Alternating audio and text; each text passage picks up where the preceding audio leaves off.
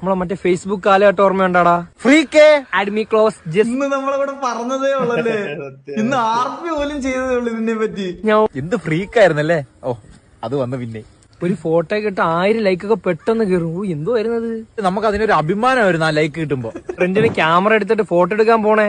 എന്റെ മുത്തുമണി ഒന്ന് add ചെയ്തിട്ടൊന്ന് killing ചെയ്. ആഡ്മി ആഡ്മി ആഡ്മി ജസ്മ ജസ്മ ജസ്മ ജസ്മേ.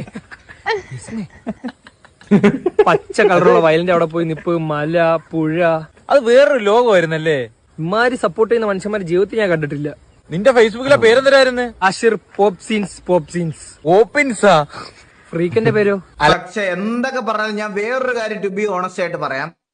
അന്ന് ഇപ്പൊ ഈ റീൽസ് ഉള്ളവന്മാരുടെ മറ്റേ ഡാർക്ക് ഹ്യൂമറും കോമഡിയും ഒന്നും ഫേസ്ബുക്കിൽ ഇല്ലായിരുന്നു. അത് എല്ലാവർക്കും അങ്ങോട്ടും ഇങ്ങോട്ടും സപ്പോർട്ട് കിട്ടാൻ വേണ്ടി എല്ലാവരും നല്ലത് മാത്രം പറയുന്ന ഒരു കാലമായിരുന്നു ഫേസ്ബുക്കിൽ ആ സമയത്ത്. പിന്നാണ് അത് അമ്മാവന്മാരൊക്കെ ഏറ്റെടുത്ത് മറ്റേ വിഷയമായത്. സത്യം പറയാതിരിക്കും. അന്ന് മറ്റേ നമ്മൾ ഈ പറഞ്ഞതുപോലെ മറ്റേ വലിയ എല്ലാവരും അങ്ങോട്ടും ഇങ്ങോട്ടും നല്ലത് പറയും, കാരണം ലൈക്കും ഫോളോവേഴ്സും കിട്ടാൻ വേണ്ടി. പക്ഷെ ഇപ്പൊ അതിന് വരെ ഇതില്ലാതായി. അന്ന് ഇത്രയും ടോക്സിസിറ്റി ഇല്ലായിരുന്നു സത്യം പറഞ്ഞ, ഈ ഇൻസ്റ്റാഗ്രാമിന്റെ ഒക്കെ പോലെ. അത് പറയാതിരിക്കും. സ്മോക്കി ലല്ലൂസ് കല്ലൂസാ. Add me full support and taking action back.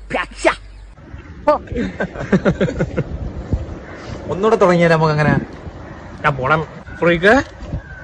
അലിപ്പേ. എടാ ഞാൻ രഗുലർ അത് പഴയതുപോലെ തുടങ്ങാൻ പോകണം.